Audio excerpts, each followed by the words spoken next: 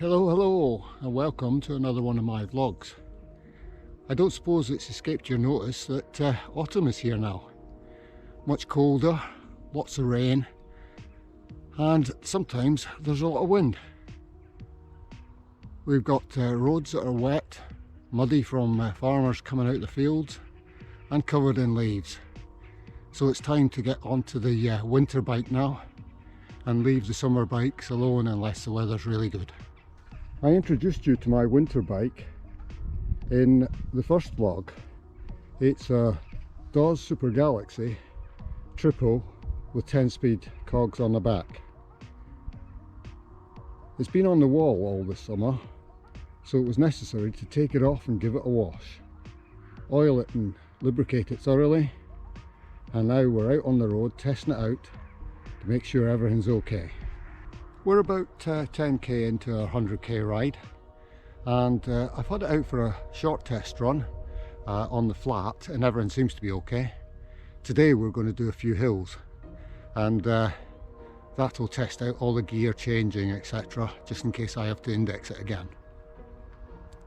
We'll talk a little bit more about the process of bringing it back off the wall as we go round. We're in Witton village, just about to go through the dip here. Quite a sharp descent. Let me test the brakes out.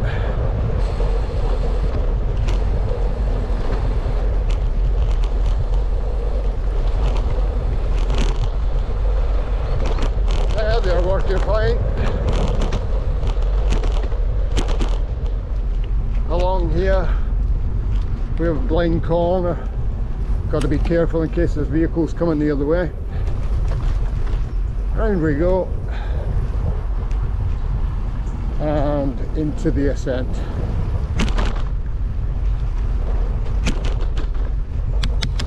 Down into middle chainring, okay.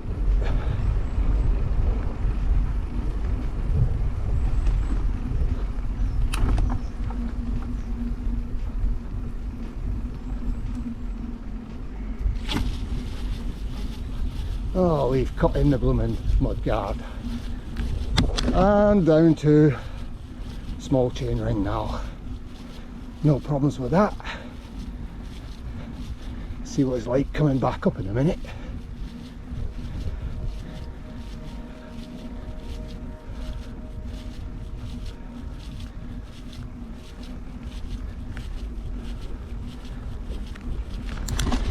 Back into middle chain ring, okay. And back into top. So we know that the front derailleur is working okay. No cable stretch or anything. We're on the climb into Great Stainton now, and I'm taking the opportunity to put the bike in the middle chain ring and to use the lower half of the cassette at the back in order to make sure that the gear changes are good as we go up this hill, just in case any adjustments required. So down into 4, 3,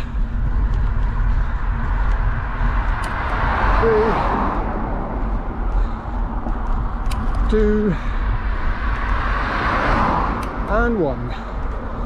Everyone's going down fine.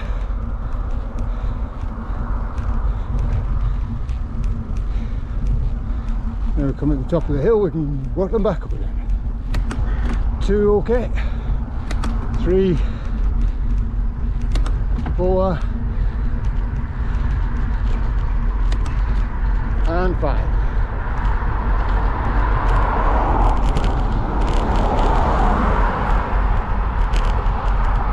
Looks like the index in there is 5.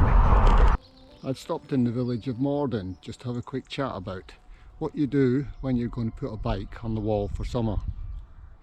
Well, once you've finished riding it for the winter, the first thing to do is to give it a good wash and then lubricate as usual. Then it can go on the wall and it'll probably hang there for about 6 months. So what you need to do when you're wanting to recommission it is take it off the wall, and you'll find that all the oil and lubricant has gone a bit tacky so it's necessary to give it a wash again and then lubricate again. Then it should be back in real fine fettle. But then it's a good idea to give it a full check over. And I'll give you a quick run through of what I do.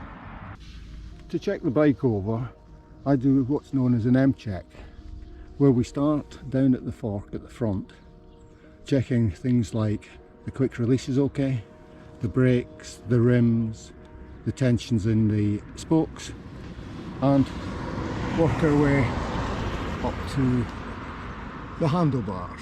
Check they're tight, etc. And the gear levers all work okay, brake levers work. Come down the down tube to the bottom bracket, check for any play in the cranks,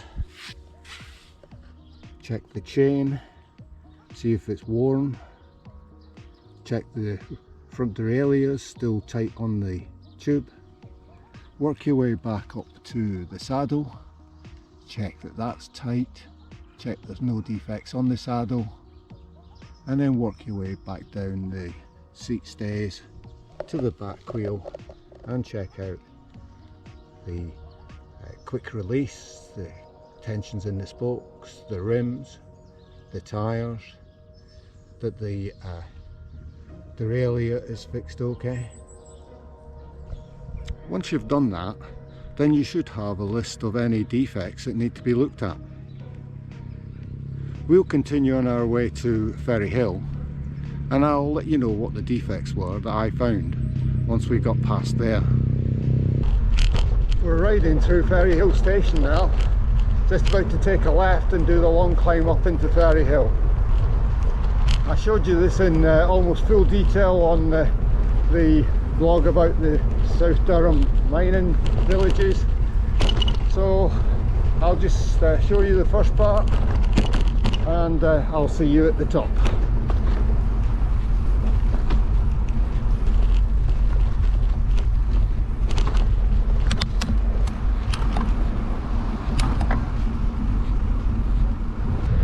Now we're just turning into the last little bit of the climb. Having done the hard bit into wind.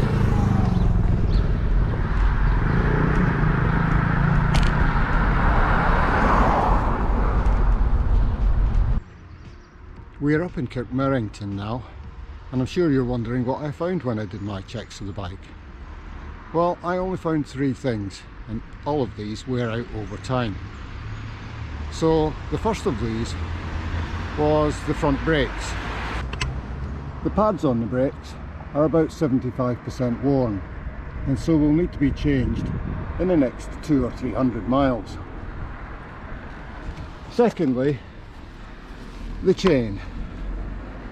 Using my chain checker, I found that it's very close to 0.75% worn.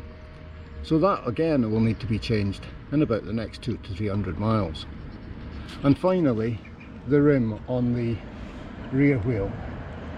These dish over time as the brake pads wear them away, and that is getting close to about 1mm dishing now, and so that wheel's going to have to be changed in the not too distant future. I've just got to keep my eye on that, and if it gets more than about 1mm, then I'll change the wheel over to a new one that I've got lying in the house. So those are the 3 things that I need to keep an eye on. So it's back to our ride, and now we'll continue on to a place that I've not been before, which is Cowden Grange. 1 or 2 roads on the map that I can colour in and say that I've been.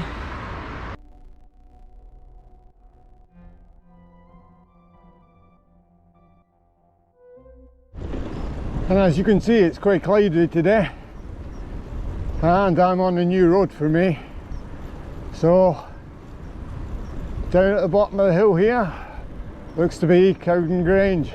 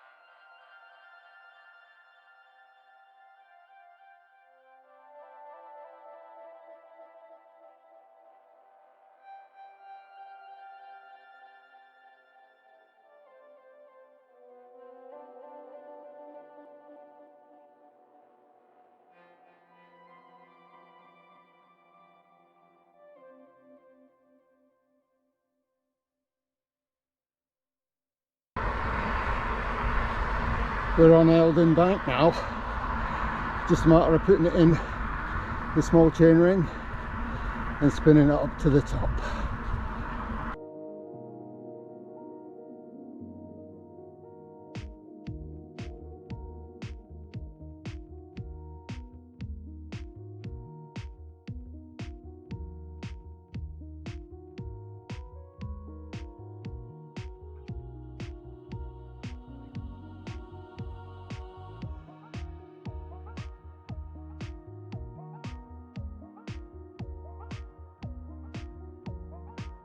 This is the village of School Aycliffe, which under the COVID-19 regulations until a few days ago was a split village.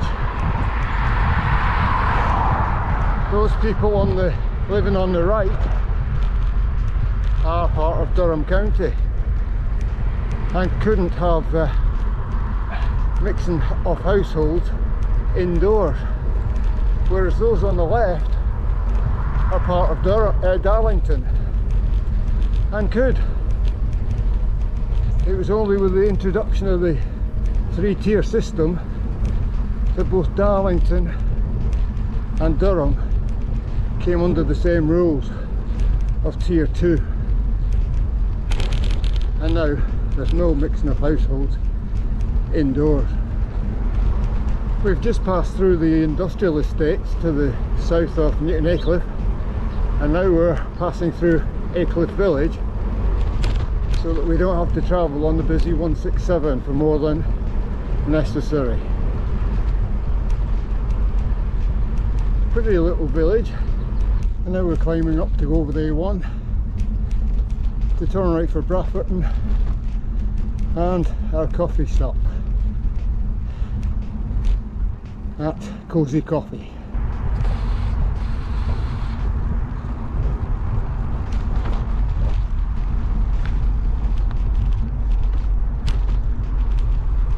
Cosy Coffee originally was in a shepherd's hut on this site down here, but a couple of years ago it was the subject of arson and the hut was burnt down.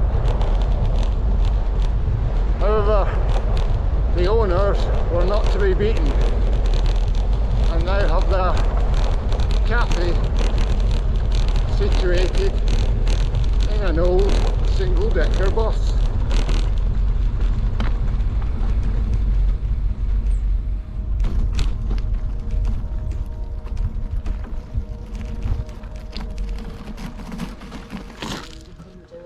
We're on the cycle path now from Brafferton down to Harrogate village on the outskirts of Darlington.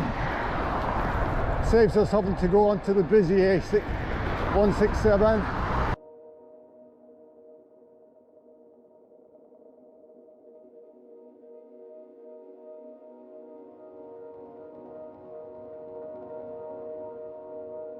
Now proceeding through the golf course down and making our way to Houghton-le-Scairn.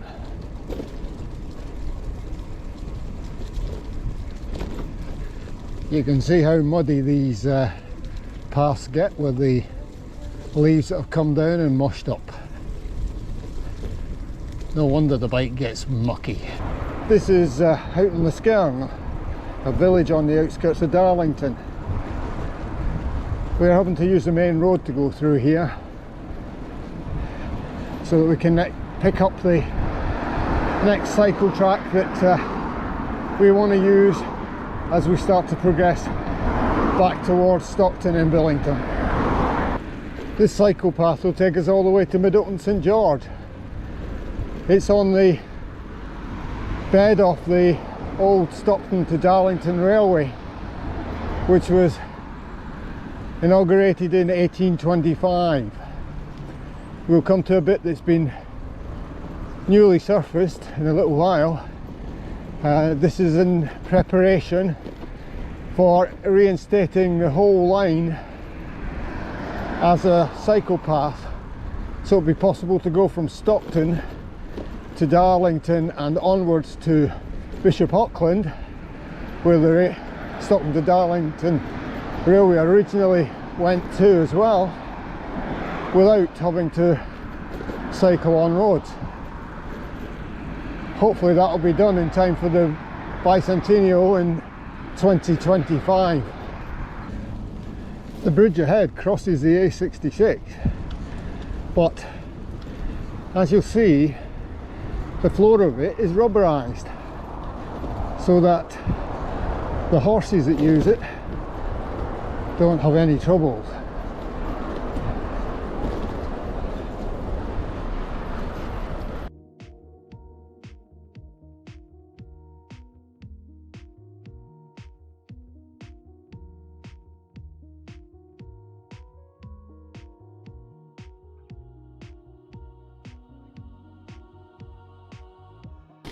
As you can probably tell, the surface is hard enough along here, but not particularly smooth. It'd be difficult to clean up the leaves and any mud that falls on here. Maybe if it had been tarmacked on half of it, it'd have been easier to keep it clean.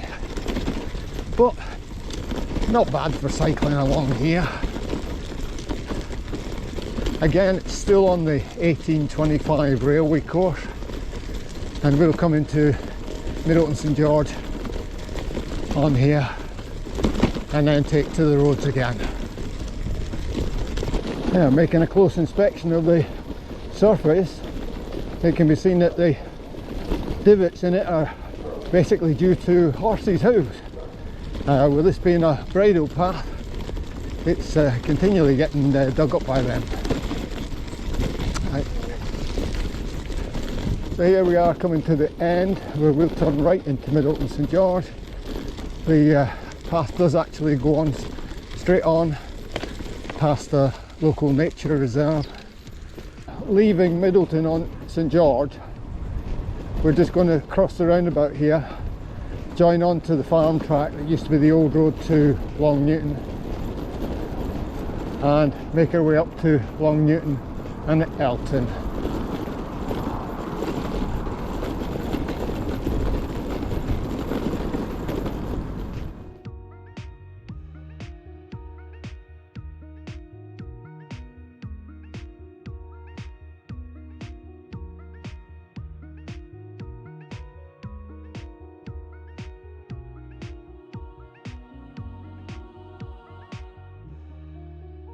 Here we are on the old A66, runs just alongside the new one and takes us through to Eldon.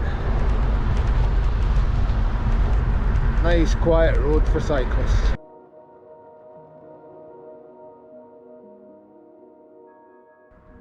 Well, we're coming towards the end of the recommissioning ride for the winter bike, and I'm happy that it seems to be going okay. There's three things that I've got to watch out for, but otherwise it's performed well today. We're now at Eldon and we'll shortly be into Stockton and through to Billingham, so I'll end the vlog here. I hope you've enjoyed watching it. One of the things you might have noticed is I've said we and us most of the time, and that's because today I've not been alone. I've been accompanied by Michael, who's one of my friends. Hello. I think we've both enjoyed the ride today, test of 1 or 2 hills, but maybe you'll see him more in other ones. Well, thank you for watching. Until we meet again, bye for now, stay safe.